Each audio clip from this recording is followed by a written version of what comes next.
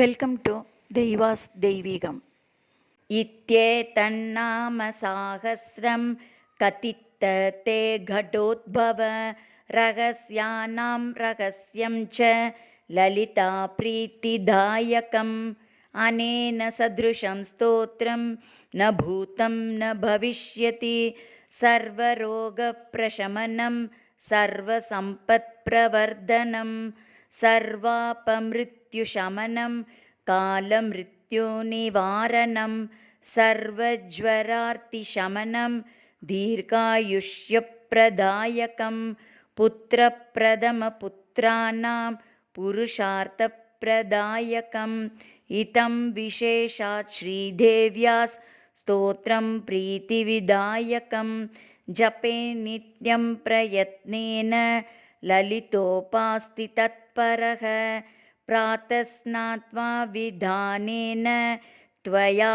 कर्म समाप्य च पूजागृहं ततो गत्वा चक्रराजं समर्चयेत् विद्यां जपेत् सहस्रं वा त्रिशतं शतमेव वा रहस्यनाम साहस्रम् इदं पश्चात् पठेन्नरः जन्ममध्ये सकृच्चापि य एतत् पठते सुधीः तस्य पुण्यफलं वक्ष्ये शृणुत्वं कुम्भसम्भव गङ्गादि सर्वतीर्थेषु यस्नायात् कोटिजन्मसु कोटिलिङ्गप्रतिष्ठां च यः कुर्यात् विमुक्तके. क्षमा प्रार्थனை.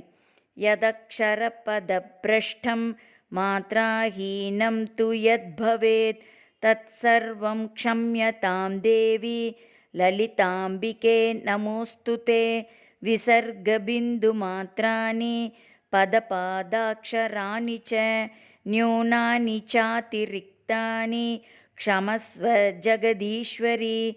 अन्यथा चरणं नास्ति त्वमेव शरणं मम. तस्मात् कारुण्यभावेन रक्ष रक्ष जगदाम्बिके.